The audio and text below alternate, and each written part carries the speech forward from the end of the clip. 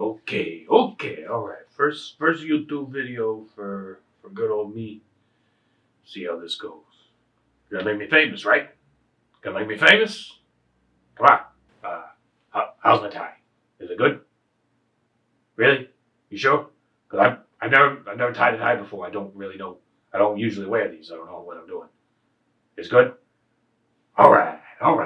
Are you afraid to play Dark Souls because you think it might be too hard or too frustrating for you?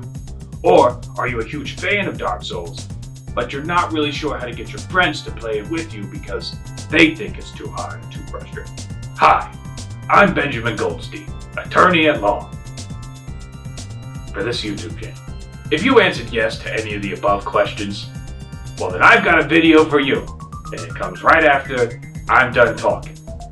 My client is going to explain to you why Dark Souls is so good, but not actually really that hard. So, if you're curious about any of this stuff, you should definitely keep tuning in. Also, you should like and subscribe on this video, because if you don't, my client doesn't get paid. And I don't do any of that pro bono stuff. I do stuff for money. I need money. Ben Goldstein needs money.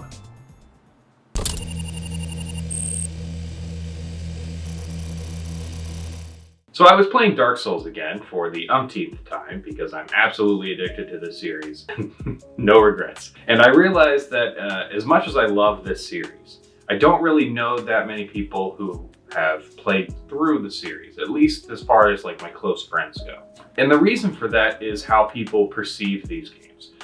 Most casual gamers, I guess, I don't really like saying that, but that's apparently a term that we use now, don't just see the Dark Souls series as a series of difficult games, but instead as a series of frustratingly difficult games. Games that will make you smash your controller against the wall. Games that will make you just scream in frustration and rage as you die.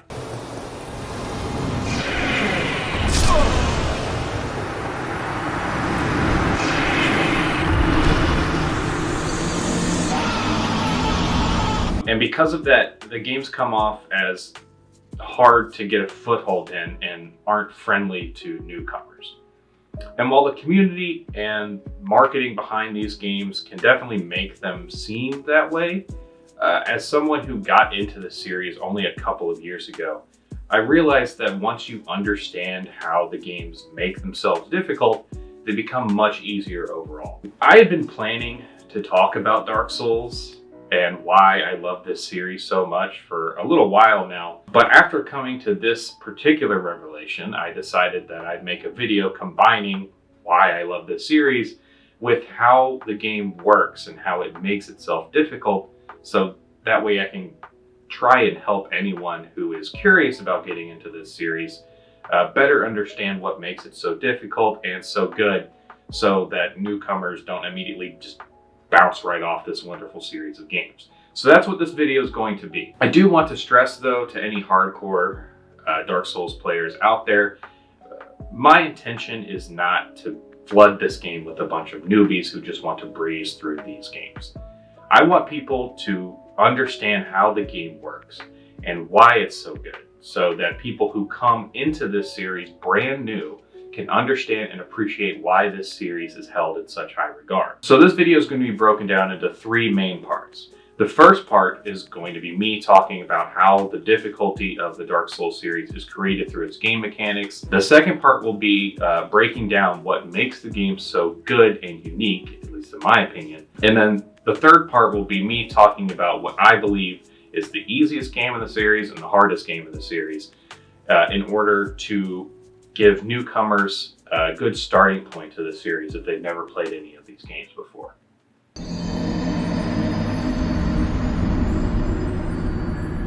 The difficulty of the Dark Souls series as a whole is due to four main game mechanics: long, uninterruptible attack animations, limited healing resources, stamina usage, and the loss of progress upon death. And I'll get into details about why I put air quotes around loss. The attack animations in the Dark Souls series are fairly long compared to most hack and slash games. This is especially noticeable when you're using heavy weapons or magic, as a single attack or channeling a single magic spell can take more than a second in real time. and every second counts in these games for survival. This is further emphasized by the fact that it's usually not possible to cancel attack animations unless you get hit. So once you start to swing your weapon or cast a spell, you're locked into that animation until it completes or someone hits you, which is really what you're trying to avoid. In doing this, the games make you feel as if every attack must be carefully calculated, or you risk getting hit and having to waste a heal, or worse, you get killed. You can't just spam the attack buttons in Dark Souls, or you will die, you will be pointed down at, and you will feel like a fool. These long animations can even apply to using items or healing, which makes you have to balance your spacing with enemies. So if you need to heal or use an item, you can back off and give yourself enough time and safety so you don't die while trying to avoid dying. In the Dark Souls series, your main source of healing are Estus Flasks, which are also known as Glorious Sunny D! Drink the sun! Become grossly incandescent! This video is not sponsored by Sunny D.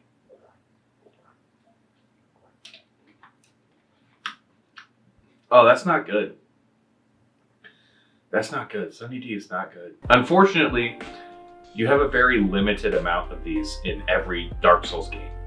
These usually only refill when you're resting at a bonfire, but there is a mechanic where you can get Estus back from killing enemies, but the game actually hides the gauge for this. Like, you can't actually see the gauge that tells you, like, oh, once you kill the next enemy, you're going to get a new Estus Flask. So it's really not worth going into detail about. It's just, you'll just play through the game and sometimes you'll kill an enemy and then, whoop, you got another Estus. However, since you're always able to refill your Estus at bonfires, you're really just trying to survive from checkpoint to checkpoint, with the checkpoints being the bonfire. The difference here is that Dark Souls subverts your expectations. Most games with checkpoints will put a checkpoint right before a boss fight or some, major stretch of the level that you're on. In Dark Souls, this pretty much never happens, creating a feeling of uncertainty as to when you're going to encounter the next boss or big fight. And that uncertainty makes you feel as though you need to conserve your health items more than you actually need to. Most of the time in these games, whenever you do find a boss, the closest bonfire is through like 10 or 20 enemies. So the game does kind of make you plan out your route from bonfire to bonfire or bonfire to boss. So stamina usage. I know that stamina isn't a unique mechanic in video games. Dark Souls definitely did not pioneer the concept of stamina and having a stamina bar, but it does take it a bit further than most games, in that just about everything you do costs stamina. In fact, here's a list of everything that uses stamina in these games. Attacking, blocking, running, jumping, rolling, parrying, shooting arrows, backstepping, riposting. Of course, if you completely run out of stamina, you can't do any of these actions until it begins to replenish, which takes a second or two. Even though each of these actions costs a varying amount of stamina, as long as you have some amount of stamina in your bar, even just a sliver, you can perform pretty much any of these actions. You also don't have to wait for the bar to completely refill before doing any of the actions. Well, apart from running, it seems like running, you have to wait for it to completely refill. Though you may have to wait a second if it fully depletes. Managing your stamina is arguably the most important mechanic in the series, as carelessly using your stamina will prevent you from being able to perform life-saving actions like attacking and dodging. The good news here is that there is equipment in these games that can increase the speed at which your stamina regenerates, and honestly, you should pretty much always have one of these items equipped as soon as you get one, because the increase in regeneration speed for your stamina also mitigates the penalty from using up all your stamina. One of the things that makes a Dark Souls game, or any Souls-like game, like Dark Souls, is losing your souls or souls-like currency when you die. Usually, these kinds of games force you to return to where you died to retrieve the souls that you lost. But if you die before you can retrieve them, then they're gone for good. This is probably the most frustrating obstacle in these games, and It's probably where most people would likely turn away from Dark Souls, as the run back to claim your souls is so much more stressful and panicky, because if you fail to retrieve them, you feel as though you just lost progress. Now, for those of you who don't know, souls are what you use to level up your character or purchase upgrades and items. And you acquire souls from killing enemies or using certain consumables, but mostly it's from killing enemies. So they're pretty important and require some effort to get. In reality though, losing your souls from dying isn't actually that bad, especially on your first playthrough. Yes, souls are necessary to level up and buy things, but as you progress through the game, enemies will drop increasing amounts of souls. And the soul-giving consumables you find will also contain more souls. So even if you lose like 300,000 souls 2/3 into the game, it's really only about the equivalent of losing 3,000 souls in the beginning of the game. That's not great, but it's not nearly as bad as you think. Now, obviously, yes, every time you level up, it's going to require more souls to then level up again. But the enemies are going to continue to drop more souls, so it really kind of balances out. It's not that bad.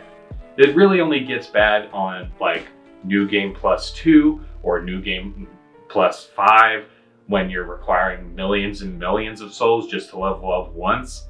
But most people don't do those kinds of runs anyway, so it's not really something you need to worry about. Plus, you can always grind to get more souls from any part of the game, as almost every enemy, well, except for bosses, respawns in this game. So as long as you know where the enemies are that drop lots of souls, you'll make those souls back in no time. Now, while the Dark Souls series pioneered these mechanics for the most part, they're not the only games to use them. Any game that calls itself Souls-like will use most, if not all, of these mechanics. And while there are some pretty good Souls-like games out there, none of them have really nailed down the symbiosis of the mechanics quite like From Software has with their games. And that's what makes them so popular.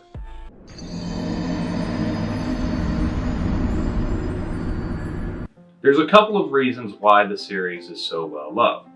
One is the inherent risk/reward system that the game creates through its difficulty, which is especially apparent when fighting the bosses.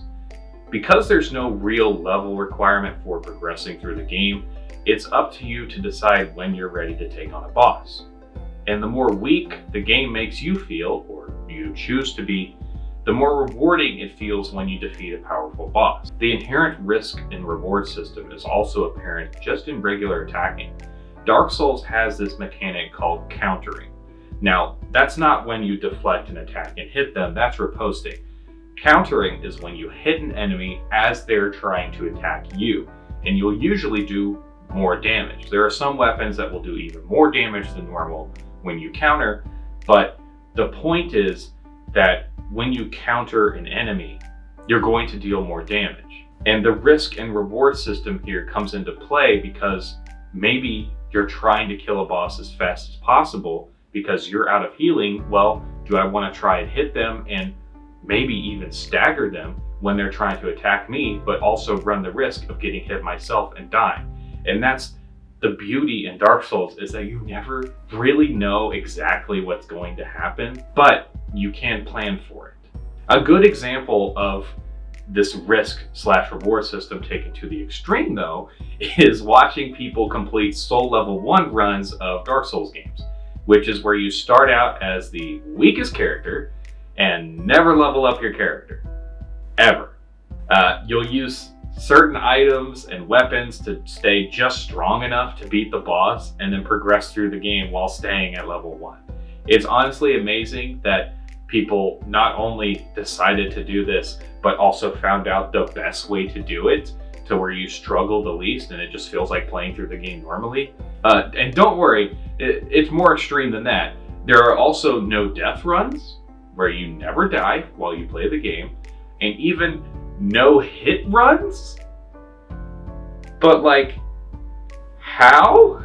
Another reason why the games are so well loved is the story. Obviously, most video games have a story, and the better the story is, the better the game is usually. For Dark Souls, it's a little weird though. So the games do have a story to them, and they kind of have an overarching story over the whole series of Dark Souls 1 to Dark Souls 2 to Dark Souls 3. But if you just focus on playing the games, you never really know that it's there.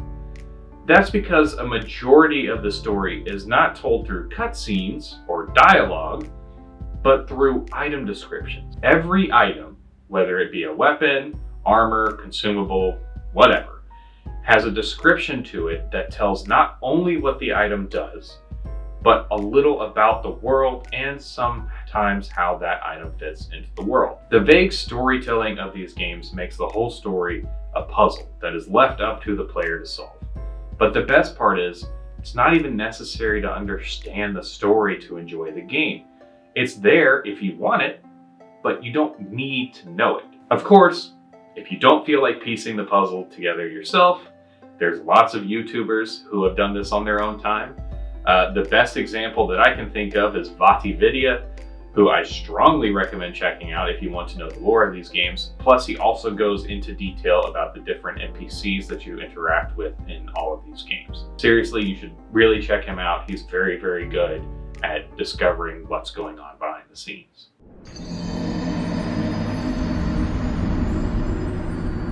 Obviously, the difficulty of these games is mostly subjective and is going to vary player to player. However, in my countless hours playing these games, I've come to realize that certain games are easier than others due to how they're designed and what they give you. Out of the core Dark Souls games, in my experience and opinion, Dark Souls 1 is probably the most difficult of them, and that's due to two major factors. One is that healing takes longer.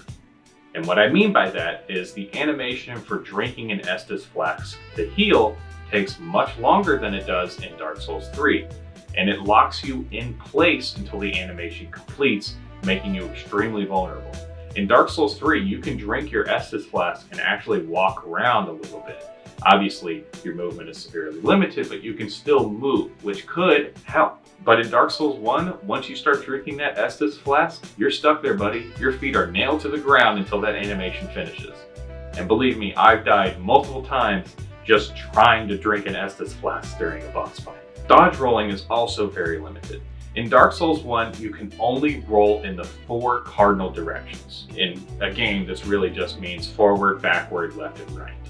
Whereas in all the other games, you have omnidirectional rolling, where you can roll in pretty much any direction you want, other than straight up and straight down. This may not sound so bad, but it's actually a huge restriction on your control when dodging in this game.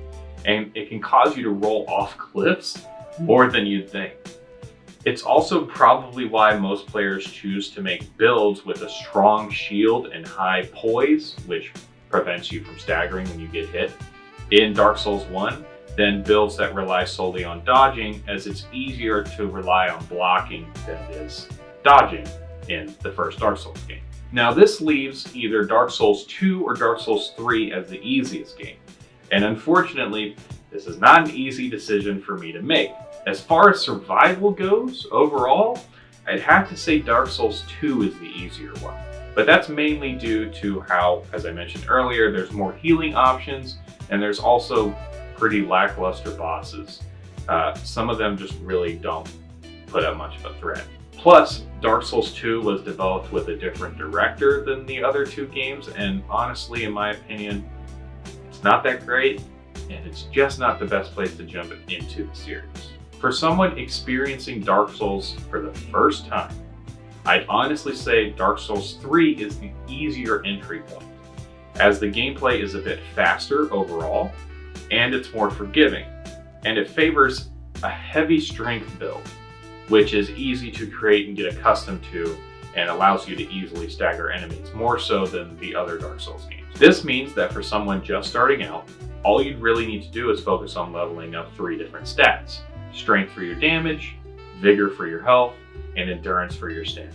And also maybe vitality to equip heavier weapons and armor, but that's up to you. The ironic thing though, is that the most difficult Souls-like experiences lie outside of the core Dark Souls series in 2 other From Software games.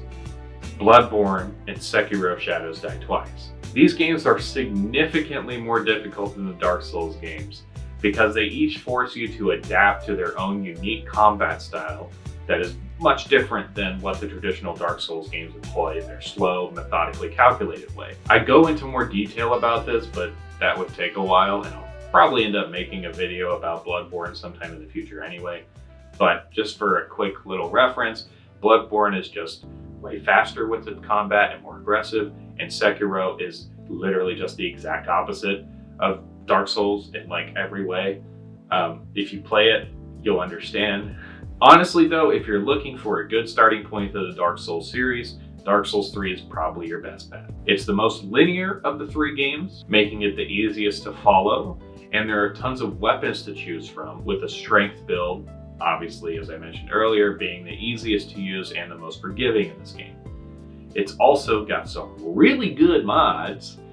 Shout out to the Cinders mod, which is what I've been playing recently and is what most of my Dark Souls 3 footage is going to feature. Now, obviously, this is just what I believe would be the best place to start for someone new to Dark Souls. Personally, I actually started with Bloodborne, which in hindsight was probably not the best place to start. But I fell in love with the series pretty quickly and I still play them all to this day. Unfortunately, my opinions here don't reflect what I think about Demon's Souls because I never played it when I had a PS3 and I still have yet to get a PS5 to play the remake. Thank you, scalpers, you guys are assholes. So I have no idea where this game would really fit in as far as my opinion goes on the difficulty scale here. If you're thinking about getting into this series, I honestly can't recommend this series enough.